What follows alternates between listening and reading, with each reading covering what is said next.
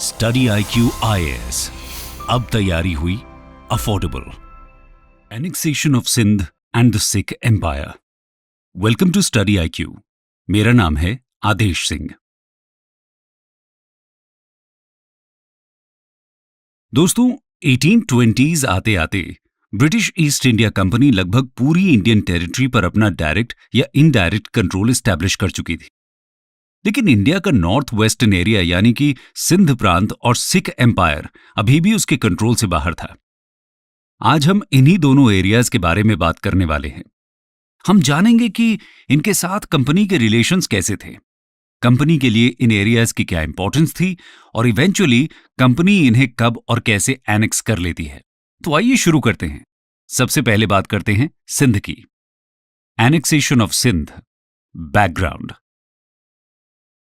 दोस्तों, सिंध इंडस यानी कि सिंधु रिवर के किनारे पर बसा हुआ है।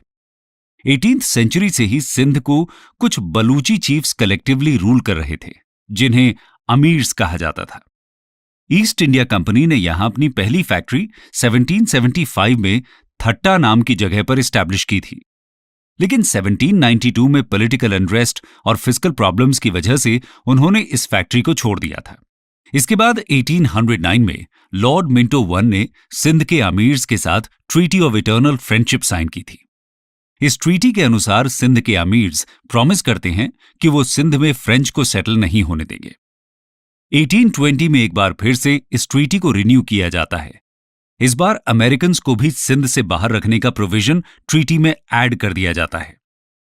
कुछ समय बाद ही कंपनी का ध्यान इंडस रिवर की कमर्शियल और नेविगेशनल वैल्यू की तरफ आकर्षित होता है। 1832 में विलियम बेंटिंग अमीर्स के साथ एक नई कमर्शियल ट्रीटी साइन करने के लिए कर्नल पॉटिंगर को सिंध भेजते हैं। साथ ही लेफ्टिनेंट डेल हॉस्ट को लोअर इंडस के कोर्स का सर्वे करने के लिए भेज दिया जाता है। पॉटिंगर सिंध के अमीर्स के साथ फॉलोइंग टर्म्स पर ट्रीटी साइन करते हैं। पहला पॉइंट था कि इंग्लिश ट्रैवलर्स और मर्चेंट्स को सिंध से फ्री पैसेज दिया जाएगा और रिवर इंडस को कमर्शियल पर्पस के लिए यूज करने दिया जाएगा, लेकिन वॉर्स के लिए कोई भी शिप या गुड्स इंडस के थ्रू नहीं लाए जाएंगे। दूसरा पॉइंट था कि सिंध में कोई भी इंग्लिश मर्चेंट सेटल नहीं होगा और ट्रैवलर्स को पासपोर्ट रखना होगा। तीसरा कि टैरिफ रेट्स अनाउंस किए जाएंगे और कोई भी मिलिट्री ड्यूज या टोल्स की डिमांड नहीं रखी जाएगी। इसके साथ ही फ्रेंडशिप की पुरानी ट्रीटीज को भी कंफर्म किया गया और प्रॉमिस किया गया कि दोनों पार्टीज एक दूसरे के एरियाज को एनेक्स करने की कोशिश नहीं करेंगे।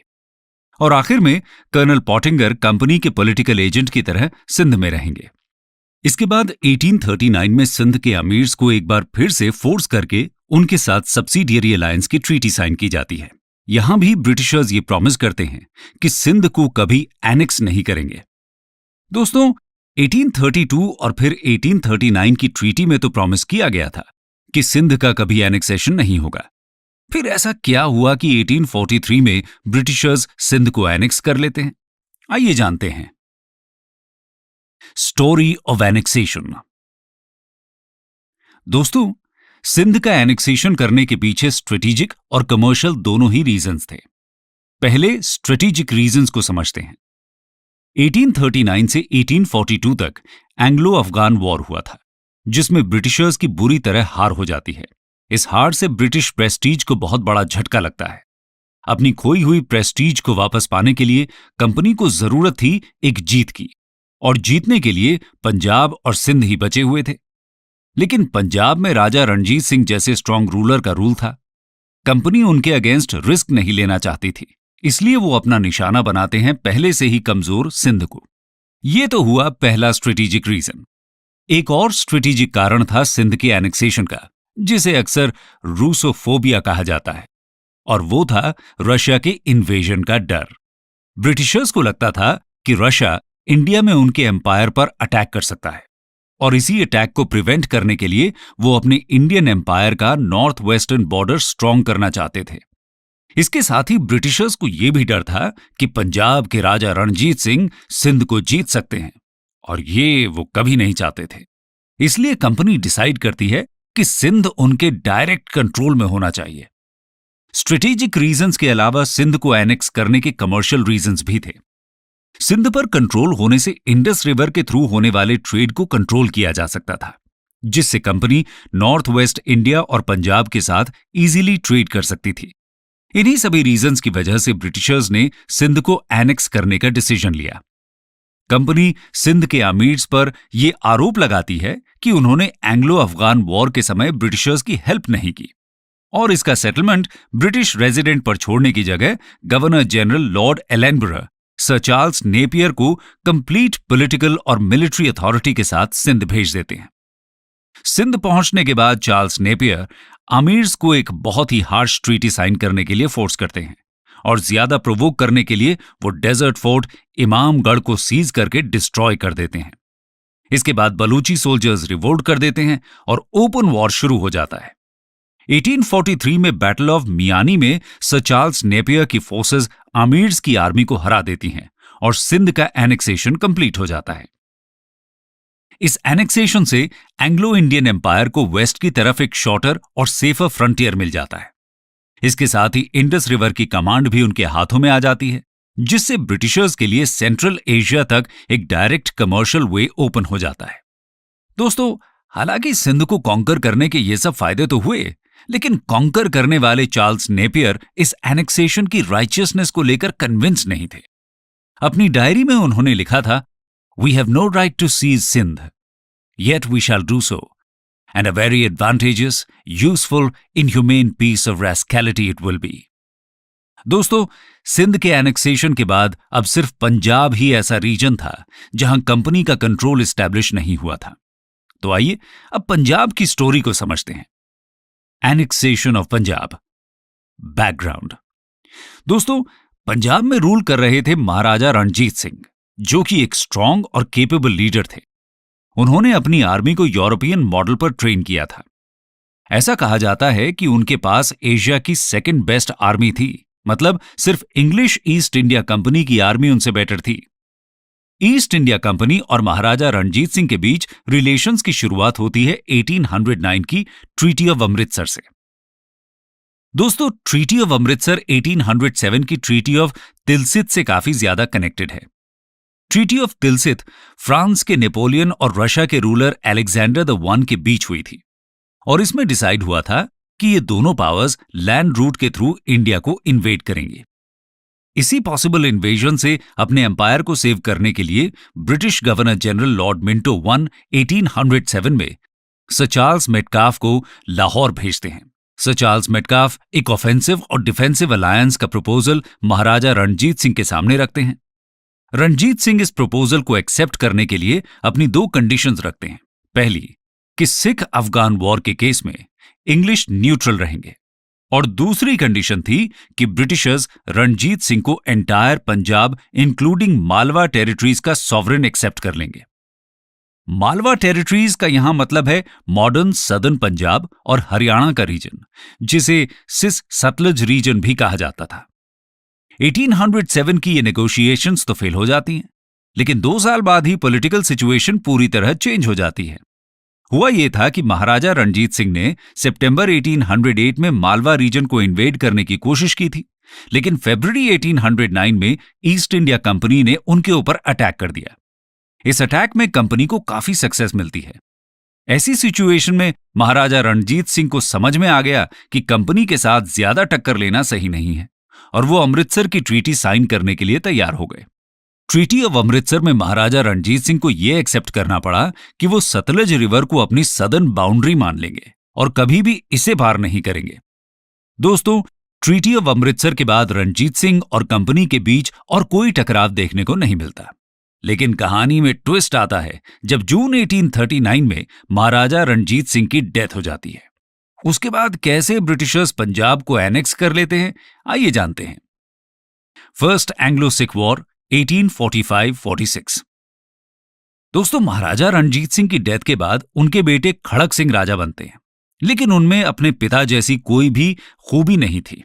वो नशे के आदी थे और हर वक्त शराब और अफीम के नशे में धुत रहते थे, और जब वो ज्यादातर बीमार रहने लगे तो कुछ महीनों बाद ही उनके बेटे नवनिहाल सिंह को राजा बना दिया गया। फिर नवंबर 1840 में खड़क सिंह की मृत्यु हो गई और उनके फ्यूनरल से वापस आते समय महाराजा नवनिहाल सिंह के ऊपर गेट के ऊपर से बहुत बड़ा पत्थर टूटकर गिर गया और इस तरह उनकी भी डेथ हो गई। इसके बाद खड़ग सिंह की वाइफ और नवनिहाल सिंह की मदर चांद कौर नवनिहाल के अनबॉर्न चाइल्ड का रीजेंट बनकर गद्दी संभालती हैं।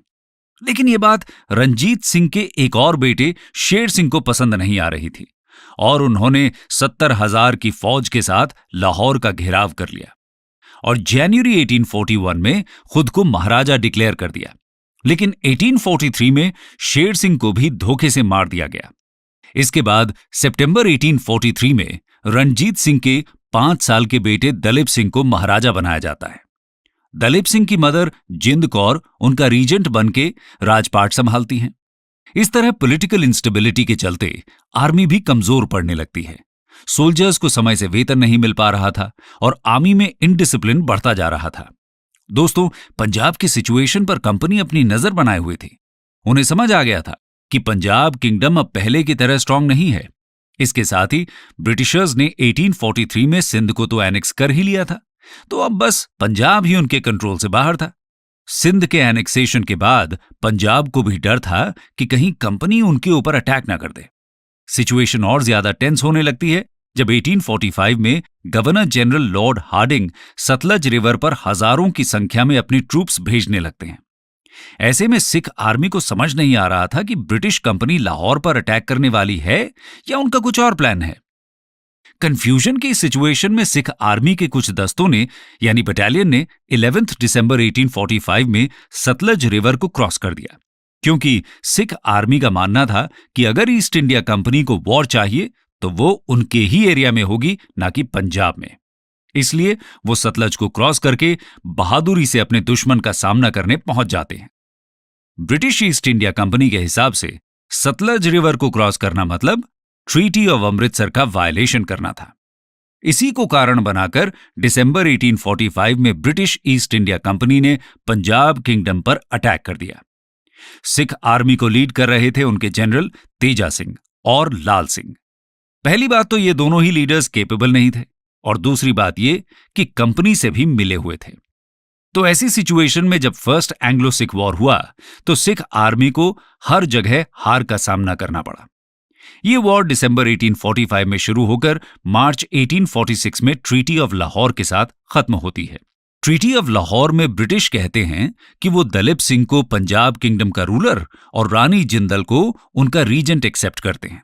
इसके साथ ही लाल सिंह को वजीर मानने के लिए भी तैयार हैं। लेकिन अब पंजाब की आर्मी को सिर्फ 20,000 इन्फेंट्री और 12,000 कैवलरी तक सीमित कर दिया जाता है। सिख आर्मी का रीऑर्गेनाइजेशन होने तक महाराजा और लाहौर के लोगों की सुरक्षा के लिए एक ब्रिटिश फोर्स को लाहौर में तैनात कर दिया जाता है। इस फोर्स को 1846 के एंड तक लाहौर में रहना था। इसके साथ ही सर हेनरी लॉरेंस को लाहौर में ब्रिटिश रेजिडेंट बना दिया जाता है। कंपनी लाहौर किंगडम से 1 करोड़ रुपए से ज्यादा की वॉर इंडेमनिटी की मांग भी करती है। लाहौर किंगडम के पास इतना पैसा नहीं था, इसलिए कंपनी लाहौर किंगडम के पार्ट जम्मू एंड कश्मीर को गुलाब सिंह को बेच देती है। गुलाब सिंह इसके बदले में कंपनी को 75 लाख रुपए देते हैं। इसके साथ ही ब्यास और सतलज के बीच का एरिया जलंधर दोआब को भी ब्रिटिश एनेक्स कर लेते हैं। तो दोस्तों, ये थी 1846 की ट्रीटी ऑफ लाहौर।